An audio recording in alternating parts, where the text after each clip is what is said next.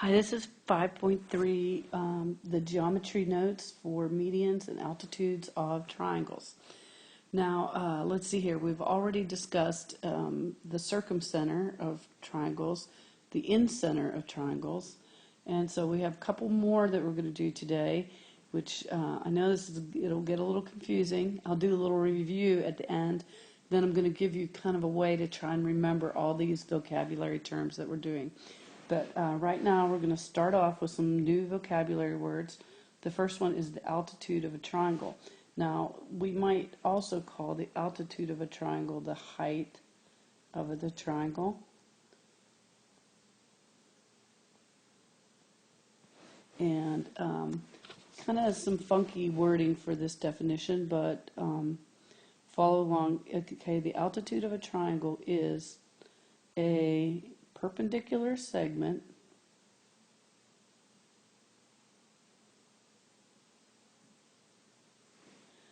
from a vertex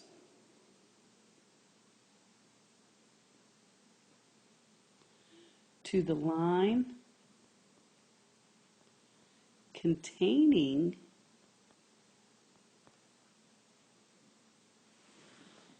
the opposite side.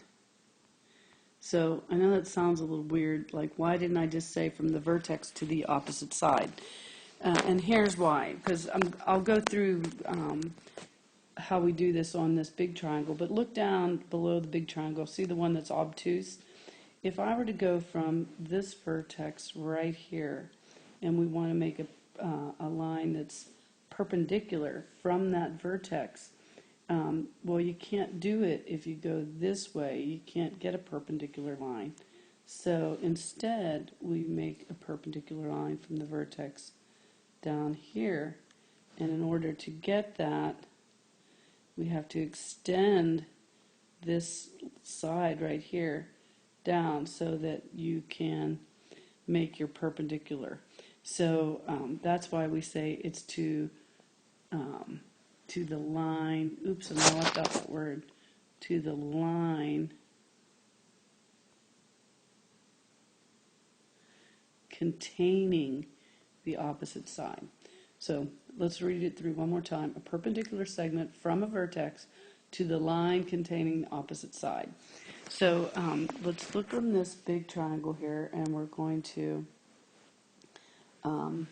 go ahead and construct this. Now, what I'm going to let you do is take your ID badge or something else that has a right angle on it, and you can just line it up and put one end here, and then put the straight edge over here, so you can line it up and just draw the perpendicular. So this one, and again, I have to do this without the benefit of a ruler, but this first one is going to be kind of like this.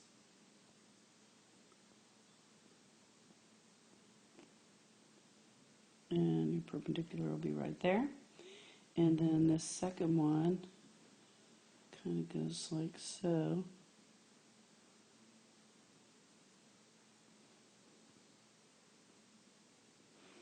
And then finally, from here,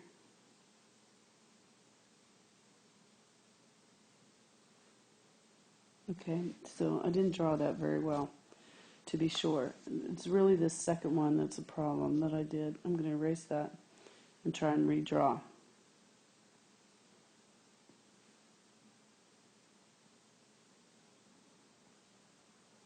There we go. That's better. Okay, and so you'll notice all three of those hit at a point of, do you remember this from yesterday? A point of concurrency. And in this case, this point of concurrency is the orthocenter. Okay, so we're going to write the definition of the orthocenter is the point of concurrency of the three altitudes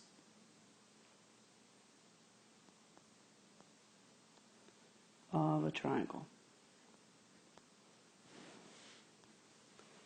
Okay, so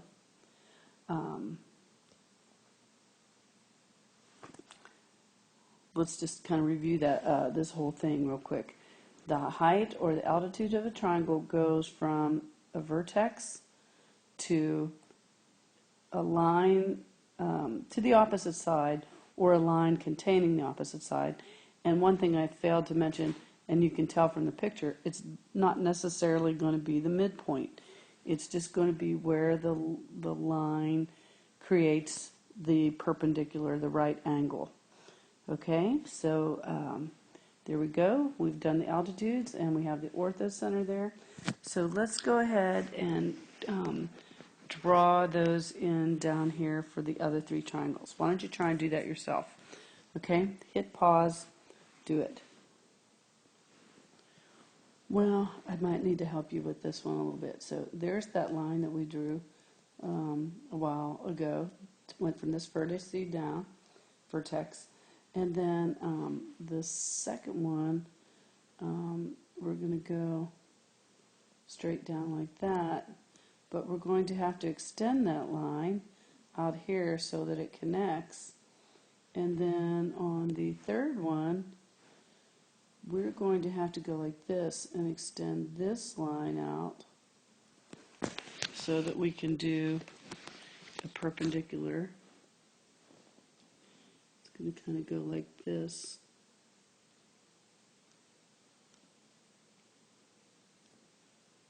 So it's a right angle right here. But I had to extend it out too so that we end up with our point of concurrency out here. This is our orthocenter right here. Orthocenter. Okay. The next one is this right triangle. Well, the two of these are very easy to do because we have a right angle right here. So from this top vertex down, it's going to be right there, and from this base vertex right there, and then we want to do one from that vertex over, and here is our point of concurrency right here, the orthocenter. Okay, and now equilateral.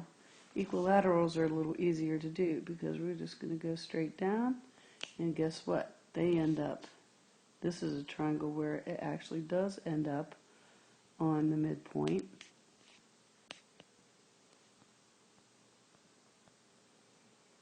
And here's our point of concurrency, which, what are we calling that? That is the orthocenter.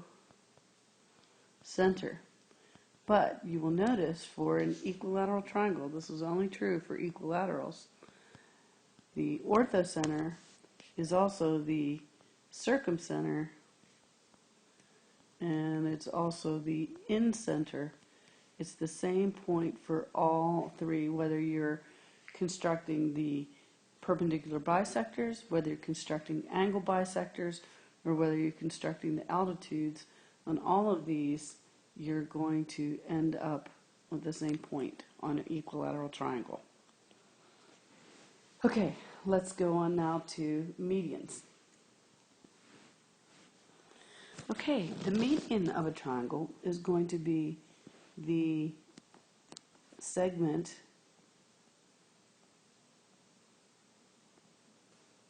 whose endpoints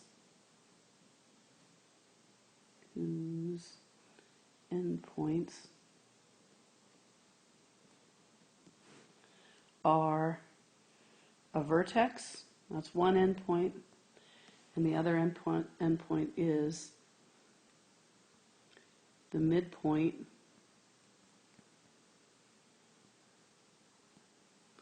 of the opposite side.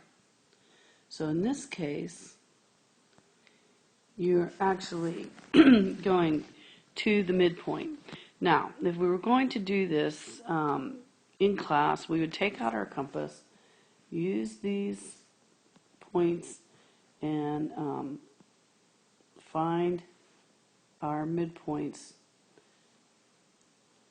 by doing a bisector, find the point, and then you could do them lightly, and then you could erase it. But you want to find the exact midpoint. So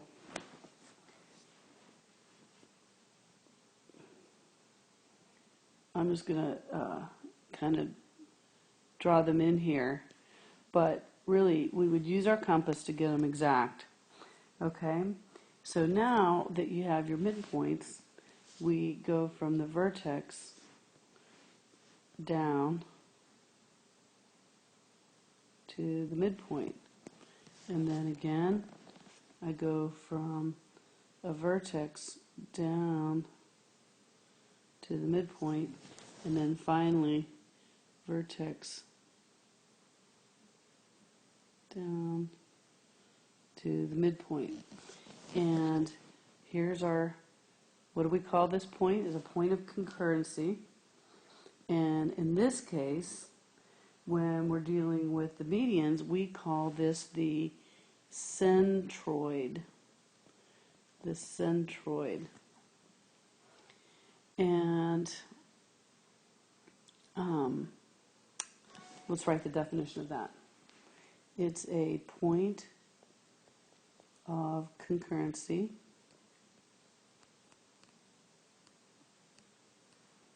of the three medians of a triangle. Now, in a sense, the centroid is what we would call the center of gravity.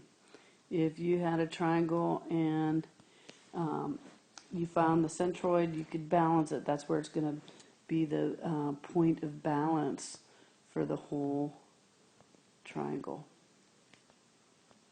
Now, the other thing about the centroid is we have a centroid theorem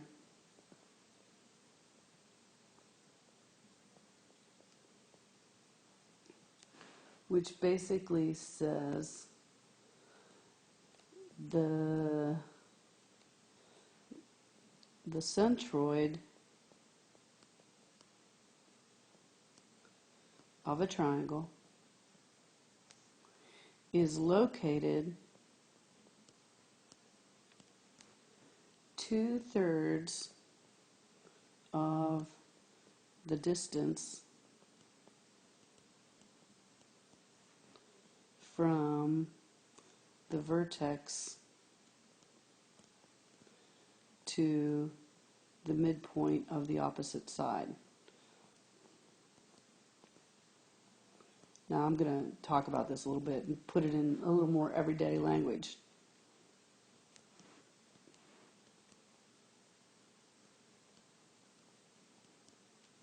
Okay, so the centroid theorem, the centroid of a triangle is located 2/3 of the distance from the vertex to the midpoint of the opposite side. So basically, let's go ahead on my little triangle here and let's label our vertices A, B, C. And then what I'd like you to do is to label the medians that we drew, X, Y, and Z. And so what I want you to see is that the centroid of a triangle is located 2/3 of the distance from the vertex to the midpoint of the opposite side. So just let's look at AX, for example. Basically what we're saying is that this is 2/3 of the distance, and this is 1/3 of the distance, right here. So if I were going to use actual numbers, we could say if I said this was 4, then we know this is going to be 8. It's going to be double that. So this would be like n, and this would be 2 times n. And we can write out these relationships. You can do this kind of, I don't know, find some space on your paper. I'm going to erase the definition and write it there for you. So hang on. Okay, so let's go ahead and, for our centroid, call that point P. And so we can say AP is equal to 2/3 of AX, because AX is the total line, right?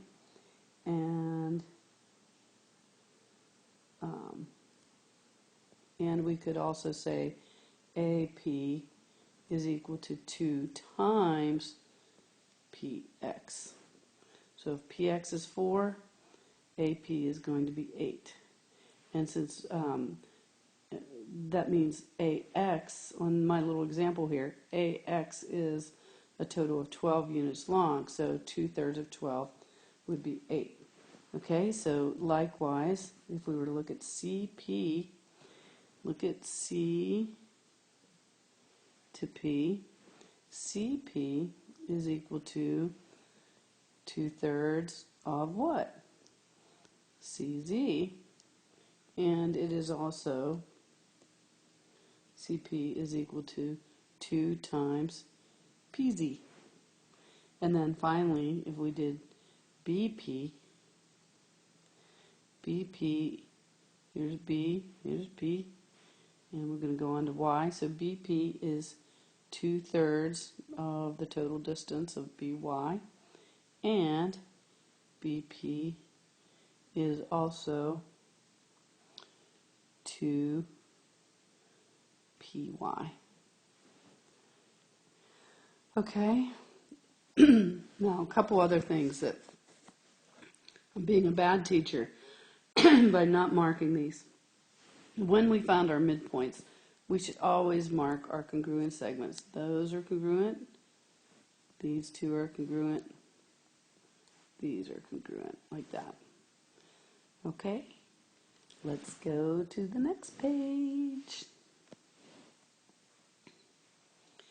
Okay, so here we go, example 1. It says, a sculptor is shaping a triangular piece of iron that will balance on a point of a cone. At what coordinates will the triangular region balance? Okay, so somebody asked me the other day, when are we going to use this in real life? And honestly, I was just doing this the other day. I was trying to shape a triangular piece of iron so that it would balance on the point of a cone. And so it's very important to find the center of gravity. So we need to find what in this? We want to find the centroid. And what does the centroid, how do we derive the centroid? It is the intersection of what points? Intersection of the medians. And what do we mean by the medians? That's the segment from the vertex to the midpoint of the opposite side.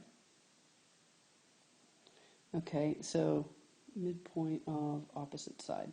So this is easy. Well, I'm not going to say it's easy, but when you have the coordinates there, it's we're able to find the midpoint and to be able to draw this without using a compass. So let's look here. Let's start with 6, 6 and 8, 2. How do we get the midpoint? Well, you add up the x's and divide by 2. So the average of 6 and 8, that's 14, is going to be 7 for the x, and the y's are 6 plus 2 is 8, divided by 2 is 4. So the midpoint is going to be at 7, 4. So there it is. And I'm just going to go ahead and draw that to the vertex. Okay, now let's do the next one. Let's go from 6, 6 over here to 10, 7. So the average of the x's, we have 16 divided by 2 is going to be 8. And 6 and 7 is 13, and 13 divided by 2 is going to be 6.5. So we're going to go here to 8 and 6.5. Going to be right there. And so let's draw our line. Booyah, that one's nice because right on the line.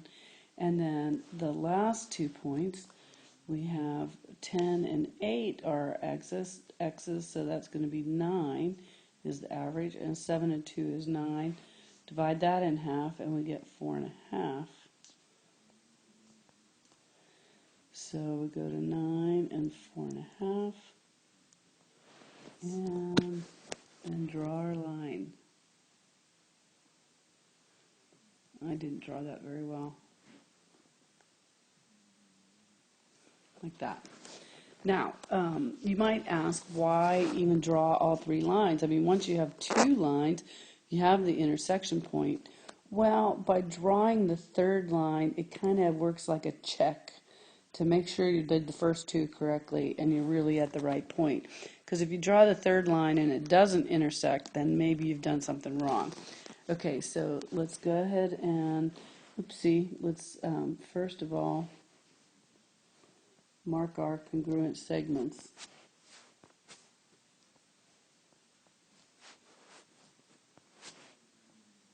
Like that. And our central, we've got our center point there, which we call what? The centroid. And there it is. And what are the coordinates of that centroid? Well, they are at 8, 5. So the centroid is at 8, 5. That's where the point will be in balance. Okay, so when you're out there doing your sculptures, that's how you'll get the point of gravity for your triangles. Okay, let's go on to the next example. The next example is a little more tricky.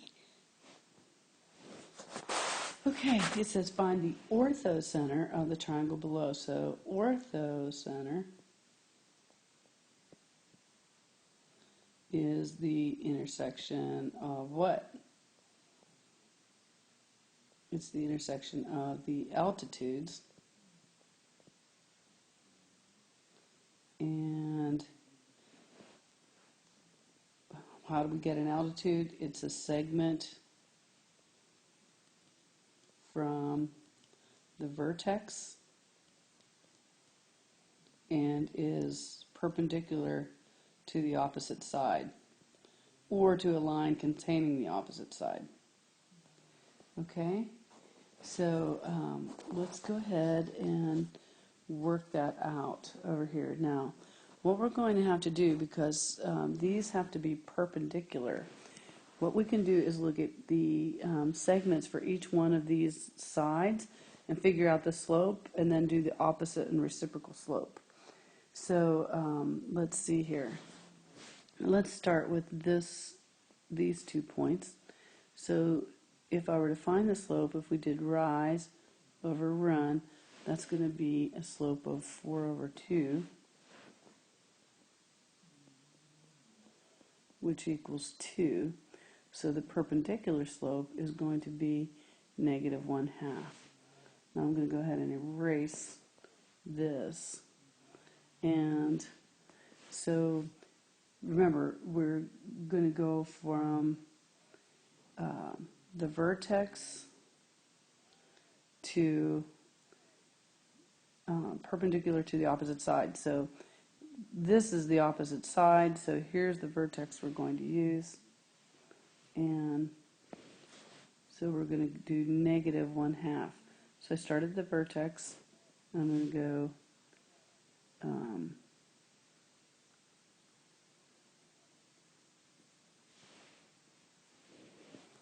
okay, so just shoot me in the head at this point, because as I was trying to draw that, I'm like, that's not going to work. This slope was negative slope because from left to right, it's going down. So this one's negative, so that makes this one positive. We want +1/2 slope. Okay, so sorry about that. So we need to go from this vertex to 1/2, 1/2, like that. And so this is our altitude. Okay, now let's try this line right here. It has positive slope, and it has a slope of 5/2, and so the perpendicular slope would be -2/5. I'm pretty sure I did that one right, so let's start at the other vertex over here, and we want to go -2/5, so down 2 and over 5, which is right here, and we'll draw that in. Oopsie, that's not going to help. Moving the paper around. Ooh, let's try it again.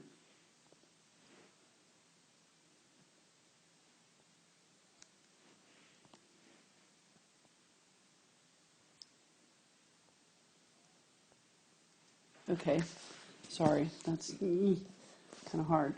Okay, now last one. Let's look at this line up here, and it has positive slope as well, and it has a slope of 1/4. So m is 1/4, and so the perpendicular slope is going to be -4. Okay, so we started the vertex, and we want to do negative slope, so if we go 4, and then we're going to go to the left 1, and so I can go ahead and just use that point and draw it. Golly, I can't do it. There we go. Not bad. Okay, and here we go. Look at this point right here in the middle where they all meet up. What do we call that? That is the orthocenter.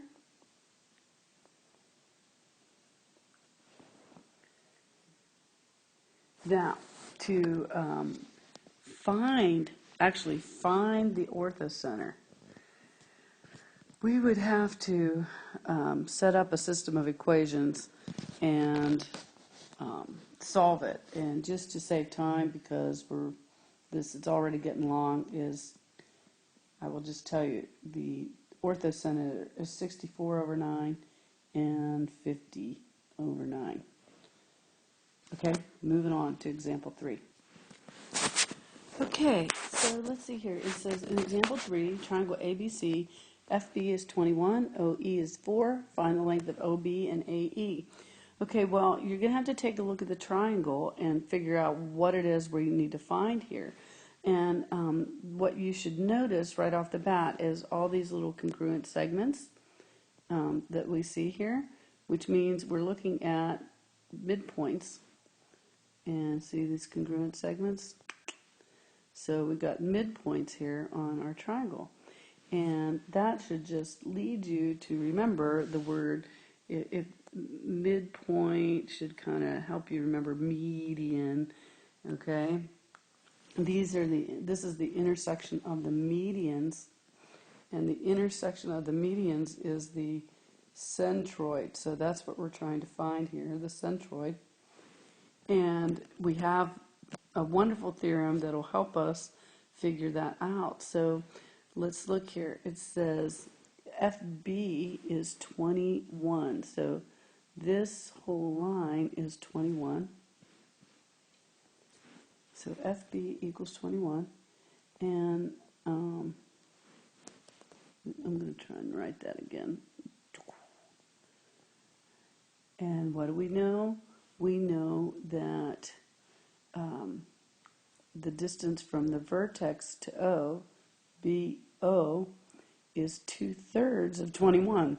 Well, what's 1/3 of 21? 1/3 is 7, so we know that's what this is going to be right here, FO, and this is going to be 14. So OB, or BO, I guess it's OB is equal to 14. Bada bing, bada boom. And now let's do AE. You should be able to figure that one out without my help. Give it a shot. and see what you can do. Okay, well, it told us here that OE was 4, and we know from the vertex to the centroid, it's 2/3, so it's going to be double this 4. So instead of 4, this is going to be 8 right here. And so we can say AE equals 8. Okay, example 4. Okay, it says find the coordinates of the centroid of ABC given the vertices 0, 0, 3, 0, and 6, 4 for ABC. So I have those drawn in for us. Okay, so let's think about it again. Centroid, what is it? It's the intersection of the medians, and the medians are from the vertex to midpoint. Okay, so let's look. What's the midpoint of AB is going to be, A is at 0, 0, B is at 3, 0, so it's going to be 1.5 and 1.5, 0, and so there's my midpoint, and it's going to go like this, if I can get it drawn, like that. Okay, and then how about the midpoint of AC? A is 0, so we have 6 and 0 divided by 2 would be 3, and 4 and 0 divided by 2 would be 2, so at 3, 2. So let's go to 3, 2. And there's the midpoint there. So let's draw that one in. And then finally, we need the midpoint of BC. So B is 3 and 6 is C, so that's 9 divided by 2 would be 4.5. It's a different color.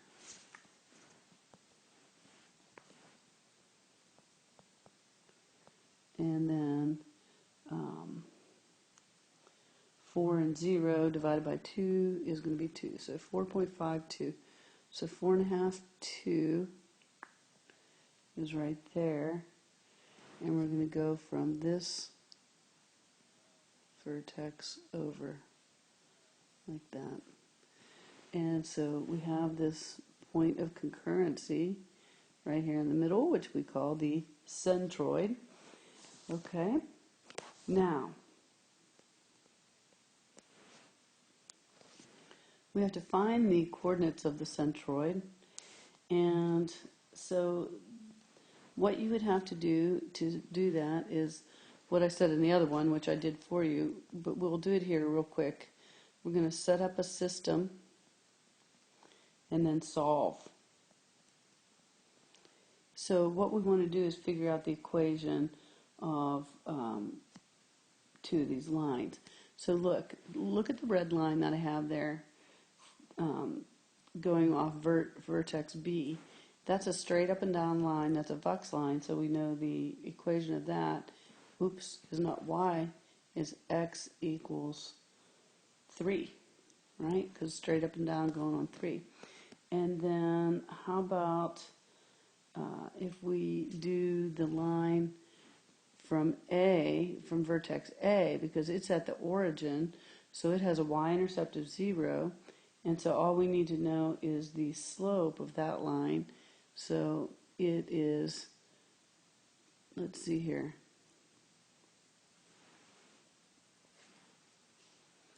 to get the slope of that line, we're going from 0, 0 to 4.5, 2.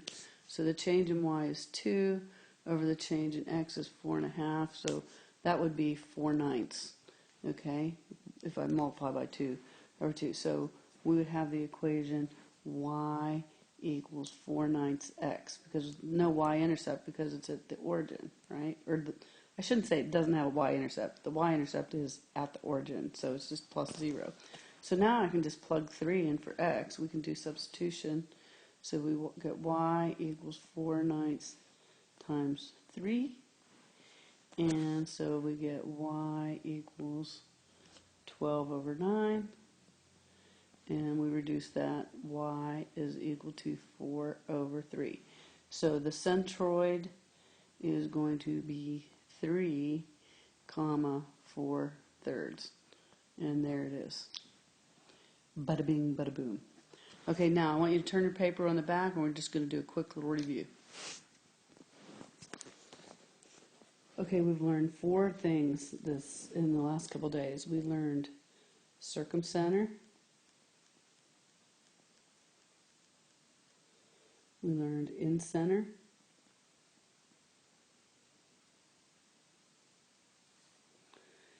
And orthocenter. And centroid. Now, the circumcenter, it deals with what? It's when we have a perpendicular bisector. And what's special about that? We know that this at the circumcenter, that at that point we are equidistant to the vertices.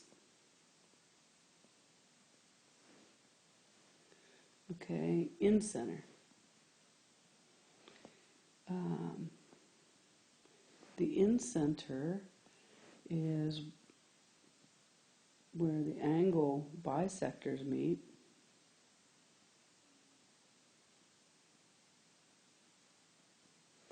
And what's special about the incenter is that it is equidistant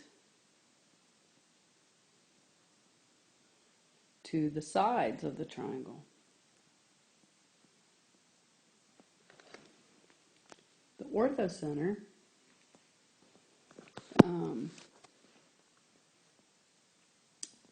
is the where the altitudes meet.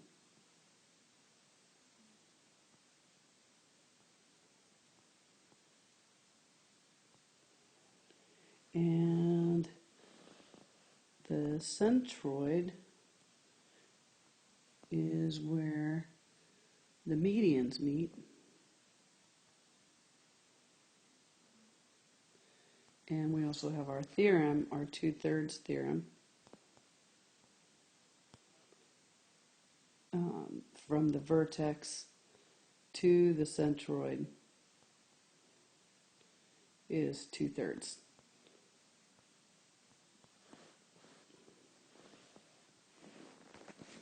Now, here's a little slogan for you to help you remember all of these things.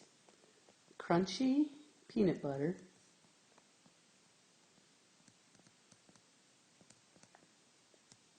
is always best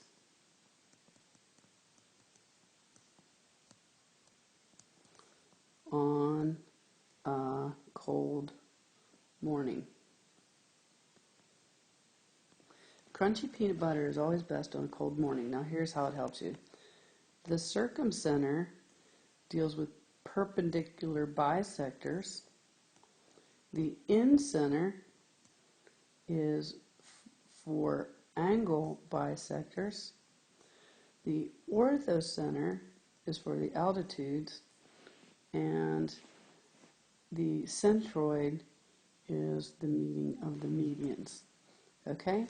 So maybe that'll help you remember the differences. Crunchy peanut butter is always best on a cold morning. Okay? So, boy, another long lesson. I appreciate you hanging in there with me. Okay? See you in class. Bye.